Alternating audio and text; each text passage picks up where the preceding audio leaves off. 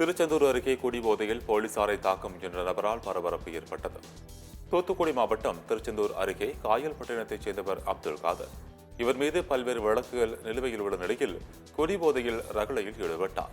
அப்போது ரோந்து பணியில் ஈடுபட்ட சிறப்பு சார்பு ஆய்வாளர் மாரியப்பசாமி மற்றும் காவலர் ஜவஹர் ஆகியோர் அவரை வீட்டிற்கு அனுப்ப முயன்றனர். இதனால் மேலும் ஆத்திரமடைந்த அப்துல் காதர் போலீசாரை தாக்க முயன்றதால் பெரும் பரபரப்பு ஏற்பட்டது. இதனையடுத்து அவர் கைது செய்யப்பட்டார்.